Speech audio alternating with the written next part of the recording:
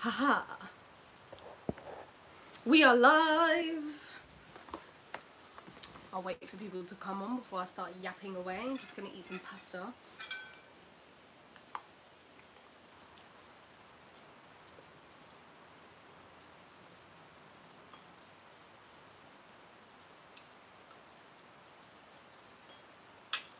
I made 2 types of pasta today.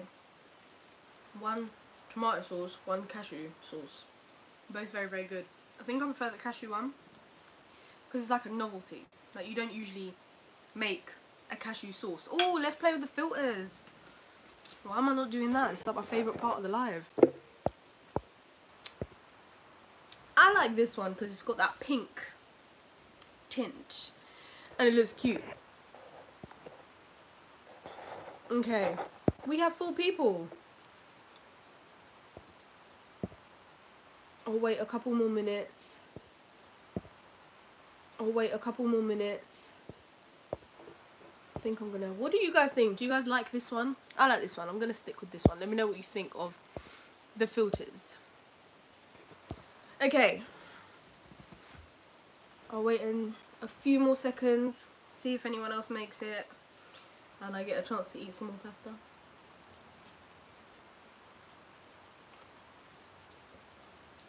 So today's topic, if you came here from Instagram or you've seen the title, then you know today's topic is all about stool. So what does your stool say about you? And if you don't know what stool is, it's basically poop. We're going to be talking about poop because stool is such an important thing when it comes to your health. It tells so much about a person's health. So we're going to be going, let me break down the points for you. So the first point is going to be the frequency. So how many times do you actually even go to the toilet? The second thing is going to be the Bristol stool chart, which I'm sure many of you guys have heard of. And the next part is going to be all about detoxification. And the last part is going to be some really simple tips to help you fix your stool, depending on what it's like. I'm just going to wait a couple more minutes. In fact, I'm going to hop over to Instagram real quick. That's done, we're back. I don't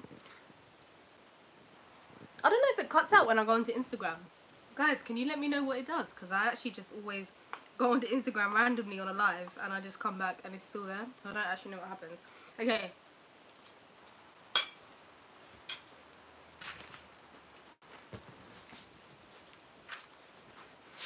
If any of you guys throughout this have any questions,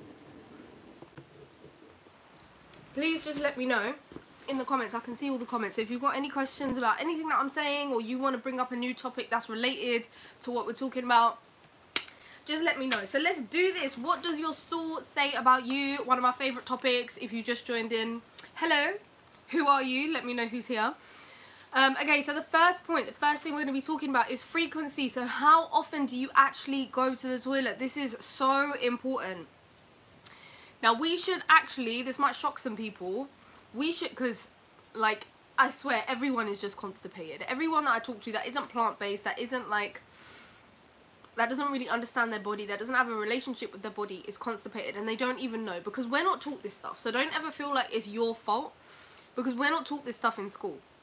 Why should we know how our bodies work? That's what the doctors are there for. But unfortunately, they're not taught about this stuff either. So how often are you going? So if you're going 2 to 3 times a day, you're in a good place. If you're passing stool, if you're going to the toilet 2 to 3 times a day, your stool is probably, pasta burp, your stool is probably in a good place and your bowels are probably in a good place. Now, if you're going anything less than twice a day, you're constipated. You are classified as constipated. And here is why. So if you're going once a day or once every other day, as some people also go, you're holding on to toxins in your bowels. So like everything that you eat is just staying right here for days and days. And think about it, if you eat 3, 4 or 5 times a day, or however often you eat, typically like 3 meals a day and snacks in between, and you're only passing stool once a day, that's problematic for this area right here, because everything's getting backed up right here. So imagine if you had that food just out, it would start to rot away, it would start to putrefy, it would start to like go a bit moldy, and that's exactly what it's doing in your stomach if it stays there, if you're not passing it through. So you're essentially holding on to toxins. Fecal matter that stays in our intestines putrefies, so it goes off, it goes moldy, and then that reabsorbs back into the bloodstream, which causes a lot of issues like, pass the burp again, causes a lot of issues like headaches, bad breath, bloating, parasites as well, which also causes bloating, and also this one for the ladies, our colon is located right above our womb. So if we're having issues in our colon, if we're holding on to a lot of toxins in our colon, which is right, let's say here for example, our womb is right here. So all of that is going to seep straight into our womb, and that can cause complications for fertility, for our period, for getting pregnant, for all of this kind of stuff. So colon health is so important on so many different levels. So next we're going to be talking about the Bristol stool chart. So many of you have probably heard about this, so I'm just going to run through it really quickly. There's basically 7 types of stools, and a lot of doctors, a lot of people who work in medicine, nutritionists, all of that stuff, I use this tool all the time with my clients to kind of identify where their stool is at. So type 1, so it's 1 to 7, so type 1, let's start with that. So this is like when you're passing stools and it's quite hard to pass, and it can be like in separate lumps. Some people get really awkward talking about this, and when I don't know who I'm talking to, I get awkward talking about it as well. So excuse me if I make funny faces talking about this. It's a bit of a weird subject.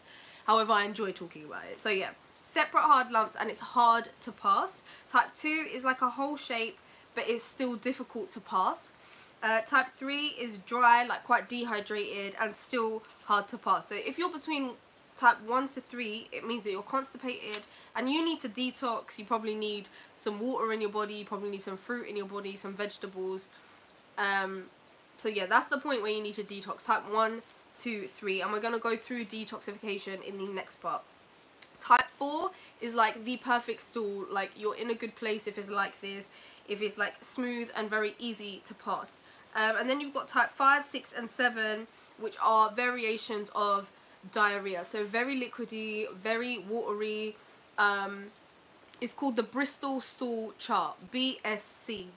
But if you just type in Bristol stool chart into Google, it will come up. So yeah, 5, 6, 7 is on the side of diarrhea. So if you're doing so type 1 to 3 is constipation, type 4 is good, and then you've got type 4 to 7, which is, no, sorry, type 5 to 7, which is diarrhea. And if this is happening, you're probably losing a lot of minerals, losing a lot of nutrients and a lot of vitamins, because it's all, nothing's being digested, it's all just going in and coming straight back out, and you're also losing a lot of water, which means that you're dehydrated too.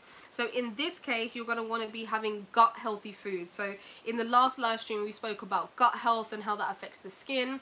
So what you're going to want to do is have things like apple cider vinegar, because there's an ingredient in that called pectin, which is really soothing for the inside of your intestines and for the inside of your bowels. So it really, like, when you have diarrhea, it can be quite aggressive on the bowels, and it can cause inflammation because it's just a difficult thing for the body to go through, and the body is essentially just trying to get something out as quickly as it can, and that's why a lot of water and a lot of nutrients are also lost, because it just wants to get that thing out. So that can be quite stressful on the intestines, and they can become quite inflamed. So because of this, you want to calm it down. So things with pectin in it, like apple cider vinegar, are really going to soothe it. Things like kombucha as well, very great for the gut. We spoke about that last time. And sauerkraut too. So gut healing foods is what you're going to want if you're more on the 5 to 7 spectrum. And if you're on the 1 to 3, you're going to want water and fruits, because that's going to kind of dislodge anything that might be blocking your intestines, and that's going to prevent you from being constipated. If you're type 4, you're good to go. Okay, so the next thing we're going to be talking about is detoxification. So our bowels, this is where it gets quite interesting, and you guys might want to take some notes, because I'm going to say some interesting stuff. So detoxification, our bowels is the main channel of elimination for the body. So this is the main part that we're getting rid of waste products, of toxins, of all the bad stuff that's in our body. This is the main channel, so it's really, really important.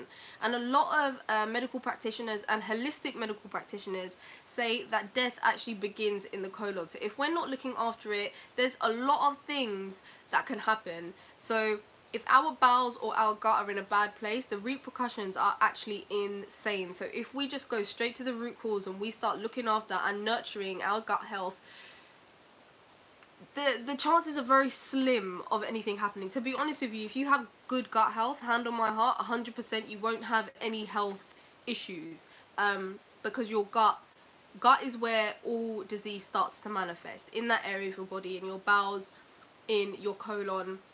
If you have an issue with that, then you're going to have an issue with a lot of other parts of your body. So the small intestine is basically where digestion and absorption happens. The large intestine, which is also known as the colon, is where waste processing and elimination happens. So that's where everything's going to get taken out. The small intestine is where everything's getting broken down and moved on to the large intestine, or absorbed if the body needs it. Now, processed foods, high protein diets or high meat diets, and acidic foods, which are like processed foods, sugar, etc. They're the kind of things that are gonna decrease your bowel health. They're gonna deteriorate your bowel health, because they cause something called acidosis, and I believe that we spoke about this in the last live stream as well. And acidosis is basically when the internal environment is far too acidic, and this starts to corrode at our bowel walls. It starts to corrode our gut lining, and that causes many issues, as I'm sure you guys can imagine. Now, this corrosion and this acidosis in the bowels and in the intestines, medical doctors often refer to it as IBS or Crohn's disease or colitis. All it is acidosis in the body. There's a lot of names for diseases, there's a lot of different terms for diseases like arthritis, IBS, Crohn's. All it is inflammation in that particular part of the body.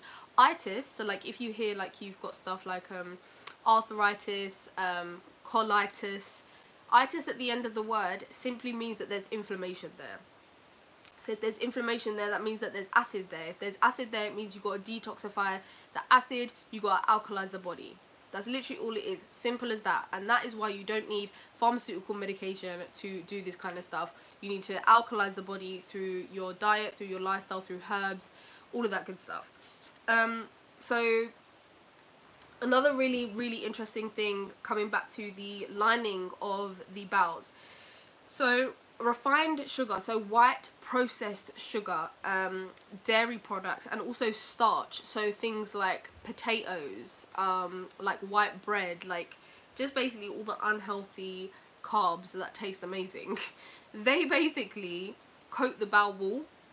So imagine you have the bowel wall here, is doing its thing, it's trying to absorb things to go into the bloodstream, and it's trying to pass things to go into the large intestine.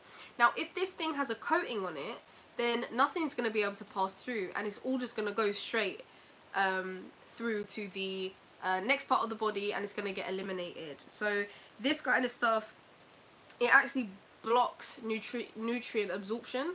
So if this is going on for a long time, if it's a chronic issue, oh god, stop talking, go away. I always get one troll that just says really mean comments. Please just go away. Spiritual vlogger, you saw that comment. So yeah, basically malabsorption. So if it's happening for a long time, you're going to stop absorbing nutrients and vitamins, and that can cause a problem. So this little layer that blocks it is basically called mucoid plaque. It's literally just a layer of mucus, which can turn into quite hard plaque, and that, yeah, leads to malabsorption. It leads to people being deficient in things like iron. Like if you're anemic, it's probably because you've got mucoid plaque and you're not absorbing iron from anywhere else, or you're not taking in enough plant-based iron sources, because those are the only things that are actually assimilated into the body. Things like red meat can't be assimilated into the body, so you're not going to get any iron from it anyway. Another thing that mucoid plaque can produce, other than blocking absorption, is parasites, and again acidosis. It always comes down to acidosis. Wings. I don't understand that comment. Okay, so the last thing we're going to talk about is the fix. Now, I'm just going to give you guys some really basic fixes for constipation and for diarrhea. So for constipation, the biggest thing that you're going to want to do is, again, I've said this before, you're just going to want to alkalize the body. You're going to want to start eating easy to digest food. What do you think about taking probiotic pills. Okay, we'll come back to the probiotic pill thing. So you're going to want to start eating easy to digest food. So plant-based food is going to be the thing, because that is honestly the easiest thing for the body to digest. It's such simple, basic food. So it's not going to cause any inflammation or trauma for the body to try and break it down and pass it through and absorb it and all of that stuff. So yeah, just simple home-cooked food. That's... How do I block people from talking? There you go. Okay, that disgusting person has been reported. If you guys could please report that nasty message, that would be great. The next thing is alkaline food. So again, this comes under the bracket of plant-based home-cooked food. The next thing is gut-friendly food. So again, like I think it was Rabia said, why can't I see? Yeah, Rabia said probiotic pills. So I wouldn't necessarily say pills, because you don't know what ingredients are in there, and I don't really understand where those probiotics come from. Well, I do. Okay, so basically when you take a probiotic pill, more often than not, it's basically a pharmaceutical probiotic, so something that's been made in a lab. It's not going to get assimilated into the body. You want to go straight to nature's source, and you want to be having oh my god, Trigger Andy, you're so annoying. Please just go off of my video. Like, seriously, people are so lame. Vegans should kill themselves. Well, how is there 2 of you today? Okay, let's report you as well. Guys, can you please report these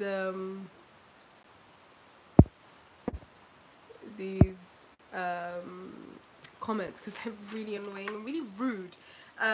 Yeah, so if you're taking a pill, that probiotic pill is not going to get assimilated into the body because it's not natural. So you want to go straight to the source, which is things like gut-friendly food. So sauerkraut, apple cider vinegar is really good.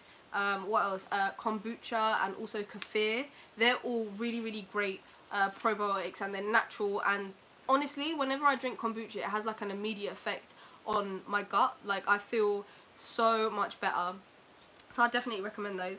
Another thing is just drinking enough water. Is something that people really just don't even think about. Like, it's such an obvious thing, but a lot of the time people are just dehydrated, so that leads to constipation and them not being able to pass their stools and them holding on to a lot of toxins in their digestive tract. So drink enough water, and make sure it's good quality water as well. Tap water is literally the nastiest thing that you can drink.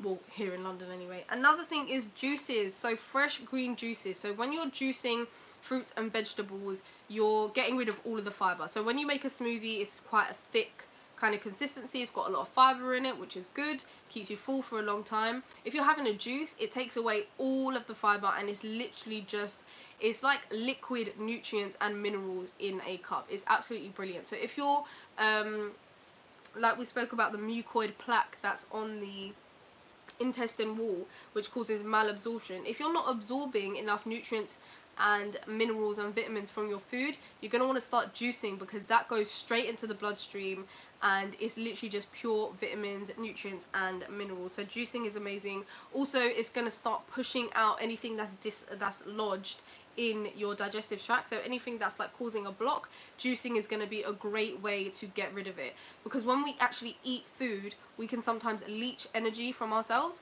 because food can sometimes just be difficult to digest depending on what you're eating. A juice is so easy, like there's nothing to digest, it's literally just pure minerals. Can you recommend a few good juicing combinations? Do you know what, I'll write some down. I'll write down a really good green juice recommendation in the comment section after I upload this, so check back in an hour or so and I'll write that down for you. What was I saying? I've lost my train of thought. Okay, juices. So they basically give you energy because you don't need to expend any energy on digesting it. So juices are absolutely amazing for the body.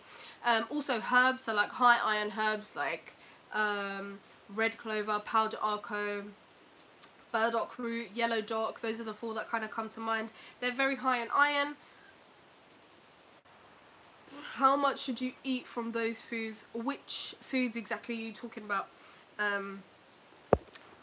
I'm always sleepy after dinner, it's really bad. Okay, we'll talk about that.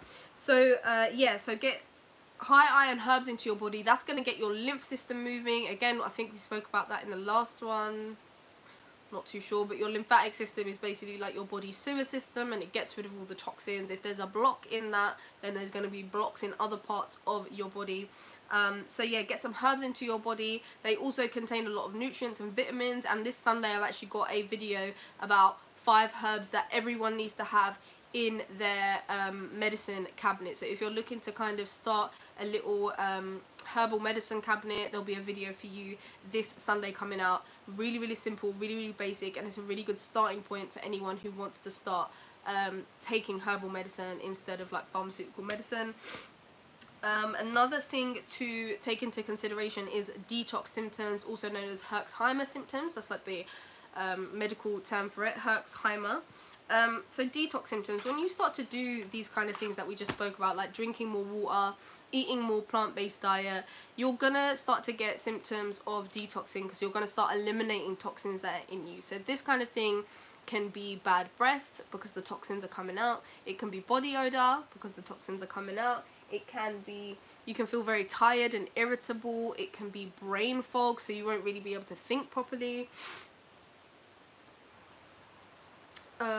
It can be skin issues like acne or eczema, like literally any kind of issues that you kind of see once you start detoxing can be detox symptoms, but they will pass. That's the most important thing to know, is that they will pass, and it's not forever. So just let your body do its thing. Be kind to your body when you're detoxing. That's a really important thing as well, and just remember that it's gonna pass. Let me just read some of your comments. Rabia, okay, sauerkraut for example, how much should you eat? I mean, I have, okay, for example, kombucha. I have kombucha like 3 times a week, like every single week consistently, and I have done that for about a year now.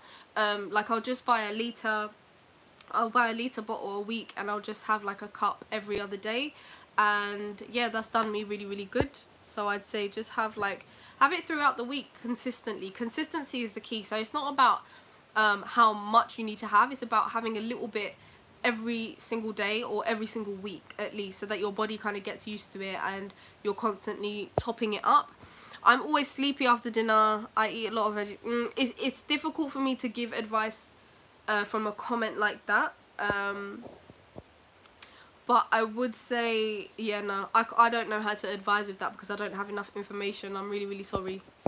What else? Do you know any techniques, like breathing techniques for the body exercises beside food?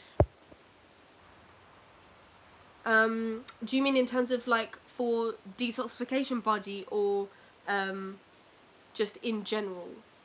Because at the moment, one of the biggest things that I do every morning before I sit down and do bath is I'll do hip stretches, because I know that I hold a lot of tension in my hips, and that really affects my mood, and even like how I walk, how I feel, all of that stuff. So I do hip opening exercises, and that's helped a lot with my motivation, with just loads of things. Like I didn't actually realize that I had pain in my body until I started doing these hip stretches, and I think a lot of people kind of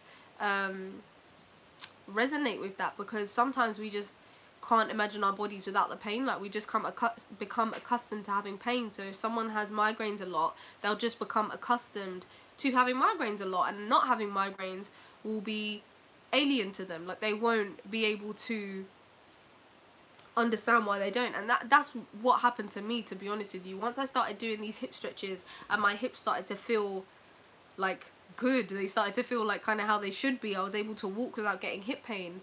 I was like, damn, like my body shouldn't be in pain like this. So I'll definitely recommend getting like some kind of stretching or exercise routine into your daily routine. Probably eating my words. Does anyone have any other questions regarding that? I'm just gonna eat some pasta and wait, see if any more questions come through.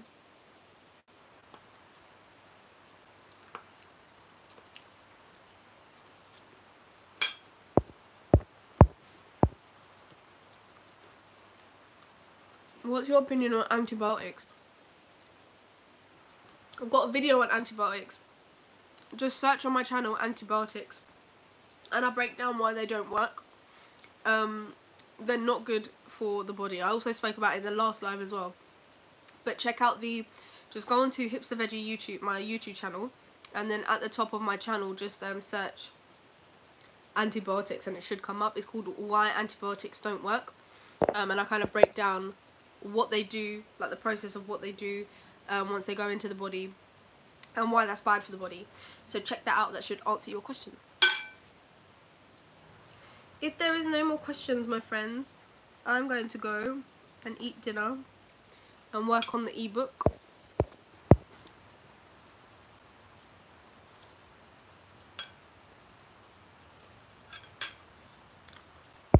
Alright. Cool. Guys, I'm gonna go. Thank you all so much for tuning in. This is one of my favourite topics ever. I'm gonna save this, upload it, so if you want to watch it back, take some notes or whatever, or ask me any more questions in the comments, feel free to, and I'll get back to you when I get a chance. But yeah, I'm gonna go work on the ebook. I'm gonna eat the rest of my dinner, and watch out this Sunday. I have a video coming. Oh, what's your I don't know. Medical medium. Okay, people have told me about medical medium, and I haven't really looked into him too tough, to be honest with you. Celery juice protocol. A lot of people talk about celery juice and how amazing it is, but celery juice, according to Dr. Sebi, is acidic. So I wouldn't necessarily say go to a celery juice protocol. I'm assuming that that means that you go on like a celery juice fast, so you're only having that. But please correct me if I'm wrong, but that's kind of what I'm assuming. But yeah, I don't know about it enough to give my opinion or my thoughts on that. But I could look into it and let you know in the comments. If you just write, once I upload this video, if you just write that question again, I'll get back to you.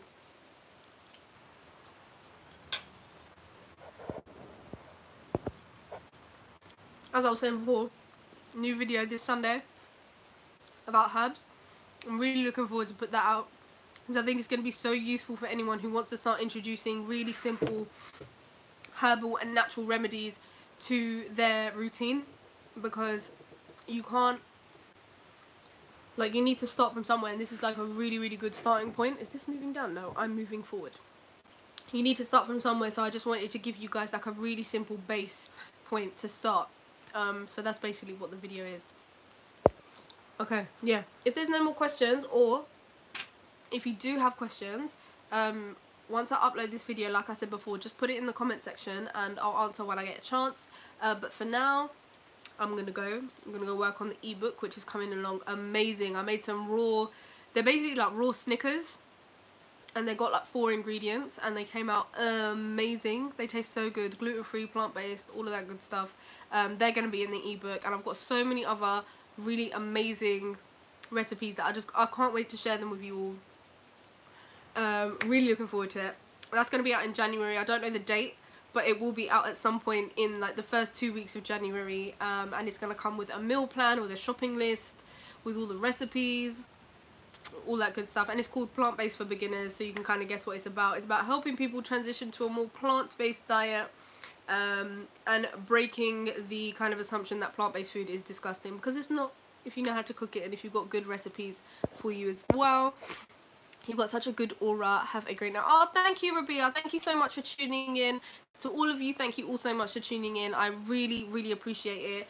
Enjoy the rest of your evening, and let me know what kind of topics that you want to cover for the next YouTube live. So I'm going to be back again next week, 7:30 p.m, and we're going to be talking about something new. So let me know either on Instagram or in the comments of this video what you guys want to see, and I'll be sure to cover that. Vegan sweets. Yes, there's vegan sweets in the ebook. There's loads of like sweet treats in that ebook, which I'm really looking forward to showing you guys. Really simple to do, and I've got a couple recipes on my channel as well. Just I don't know what to search, but just go through the recipe playlist. There's a playlist of recipe videos, and there's loads of sweet desserts, so check that out. Alia, is that your name, Alia? Did I read that right? Yes, Alia. Oh my gosh, I can't wait either. I can't wait to share it with you guys. I'm really excited.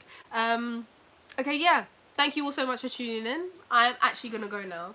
And I'll see you guys on Sunday for a new video, and I'll also see you next Thursday for the new live stream, and let me know what you guys want me to cover. Okay, bye. Mwah.